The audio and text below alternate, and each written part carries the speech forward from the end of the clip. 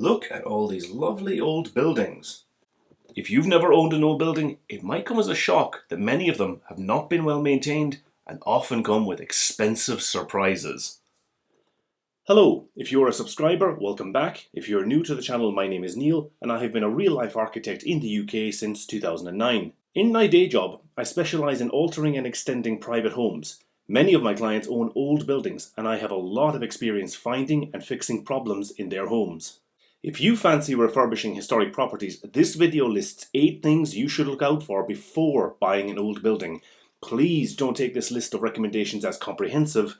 These are just the highlights based on horror stories I have witnessed over the years. This video is just going to look at practical things. I will do a separate video on the statutory approvals needed when altering older buildings in the UK. If you want to see that, please subscribe to the channel so you won't miss the video when I upload it. The most important thing I tell people considering buying an old building is that they should be willing to walk away. Do not fall in love with an old building because it will not love you back. I don't assume that everyone watching this will want to start knocking load-bearing walls and building extensions as soon as they move in. Most people just want to decorate and furnish their homes after buying it. These recommendations apply whether you intend to alter the building or just live in it. If you are serious about making an offer to purchase an old building, I strongly advise you have an invasive survey carried out. Most people in the UK are familiar with the idea of making an offer to buy a house subject to survey. This is not the same thing, although it could be carried out by the same person. Surveyors in the UK are registered with RICS, the Royal Incorporation of Chartered Surveyors, and a chartered surveyor can do more than just assess a building's value for the purpose of a mortgage. Surveyors usually carry out visual inspections prior to a home being purchased. They look around a building and describe what they see. They write a report, which is usually filled with caveats because old buildings can have hidden secrets. An invasive survey involves taking apart the building to look for those hidden secrets, lifting floorboards, drilling holes in walls and ceilings, testing the electrics, plumbing and heating systems, inspecting the roofs and chimney. The big issue with this is the damage it will cause to the building and disruption to the current owner, so this should only be done if you are serious about the purchase.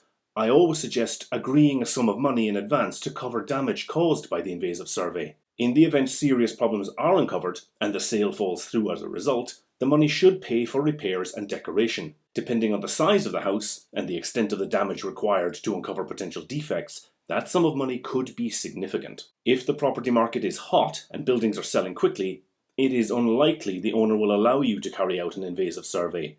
My 8 recommendations will look at what is possible in either scenario, whether an invasive survey or the more usual visual survey is allowed. Remember, always get a specialist to carry out these checks for you. There are numerous health and safety issues involved in surveying buildings, and I am not advising you to do this work yourself.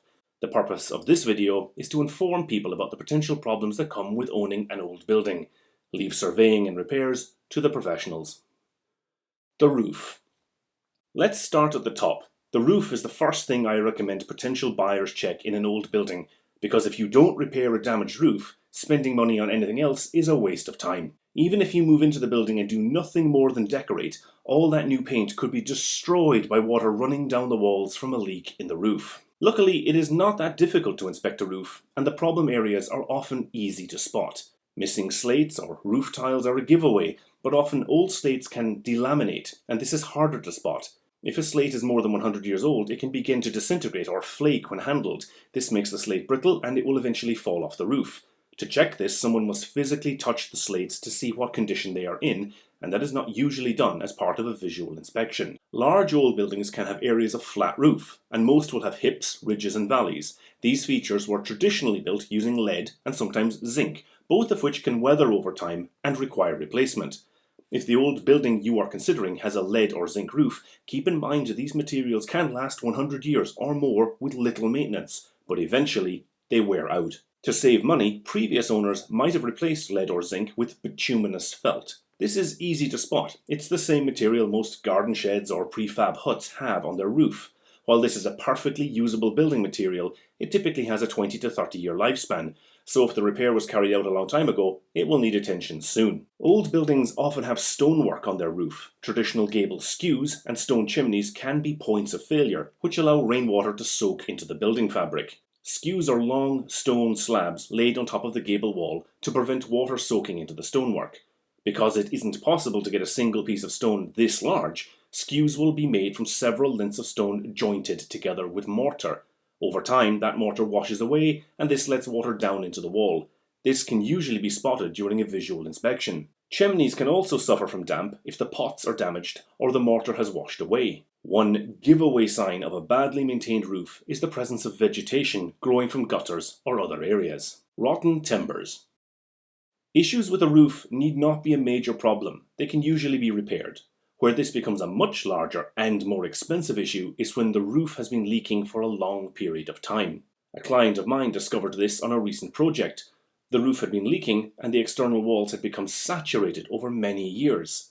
The large oak timbers which hold up the floors, known as Bessemer beams, were completely rotten inside. This required a huge amount of time and money to put right, and the beams required specialist treatment and the ends had to be replaced. Finding rotten structural beams would have required an invasive survey to either lift floorboards or cut a hole in the ceiling to check those beams.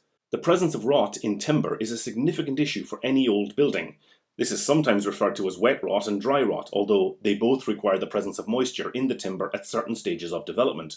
Both are caused by fungus, which eats the timber, and, as well as damaging the fabric of the building, the fungal spores can be toxic. In areas such as the roof, it is possible to visually inspect rafters and joists to see if rot is present. Fungal growths, spores, and the smell of damp and rotting timber are a clear giveaway.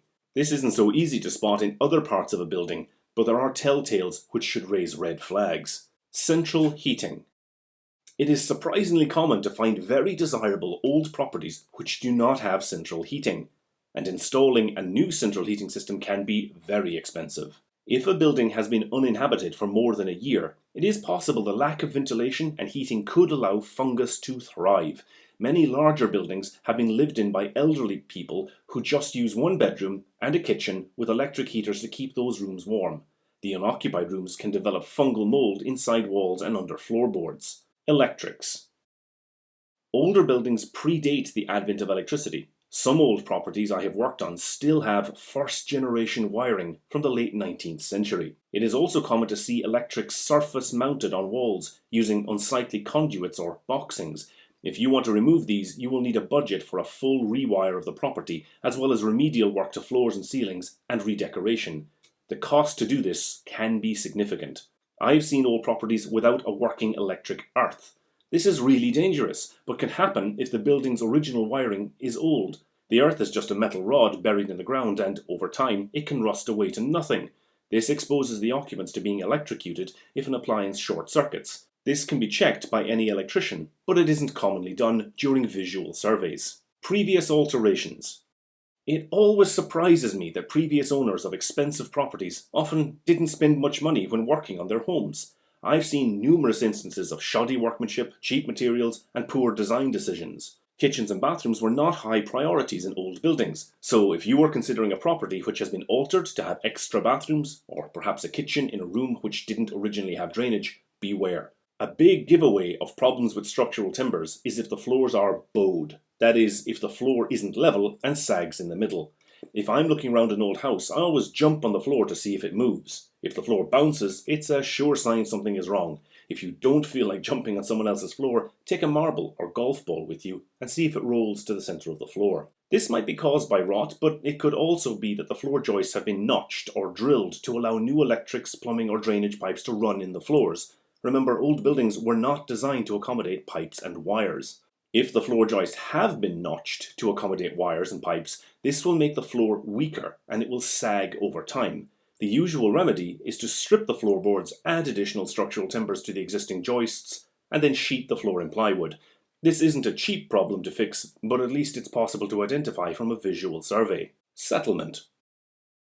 Old buildings move over time. This is called settlement, and it is a natural phenomenon all buildings go through.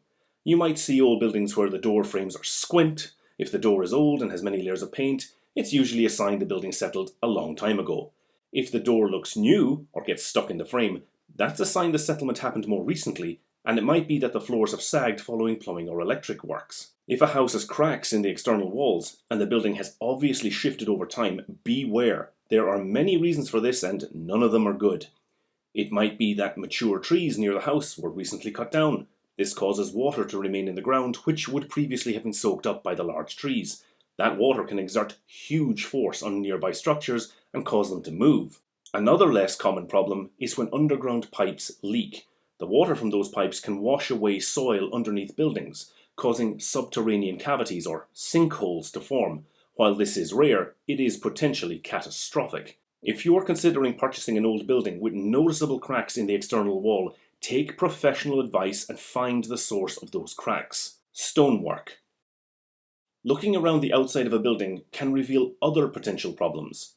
If the old building has exposed stone walls, look out for two problem areas: pointing with cement mortar and delaminating sandstone blocks. Traditional stonework uses lime mortar, not modern cementitious mortar. Lime mortar is flexible after it sets, and it allows the passage of moisture out of the stone. If the gaps between the stones, known as pointing, was repaired using modern cementitious mortar, it will cause problems later on, because cement mortar is not flexible and does not easily allow the passage of moisture, so the stone behind the cement can become saturated. If sandstone was used to build the walls, this can delaminate if it gets saturated and the stone freezes. If left untreated, this can go from being unsightly to eventually compromising the structural integrity of the stone. Fortunately, both issues can be identified from a visual survey. Windows. Another area where rot can cause expensive problems is in the windows. It is common to see external sills or sliding sash with paint peeling off. These can be spotted during a visual inspection and usually be repaired or replaced. But if water ingress has been ongoing for some time, the inner lintel can become rotten. This can't be seen without an invasive survey. Most people are aware that a window has a stone beam or lintel visible from the outside. What isn't well known is that traditional construction methods used a timber lintel hidden on the inner surface of that stone lintel. These were cheaper and easier to build with than stone and were hidden within the wall structure, so they go unseen. As with all structural timber, they can be attacked by fungus if they get wet, and if they rot, it's a big deal to replace them. This might be a good time to point out that I offer consultations via the reallifearchitect.co.uk website to anyone thinking of buying a property in the UK with the intention of altering it. I've put a link up here and in the description below. It's worth pointing out that some people have differing opinions on what counts as an old building.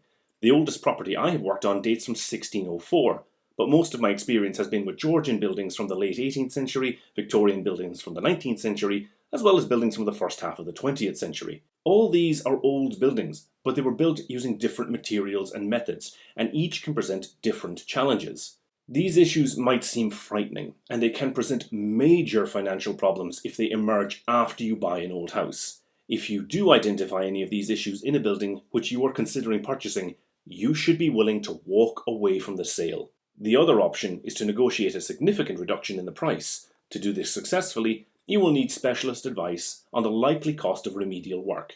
Always take advice from a RICS chartered surveyor if you are considering this.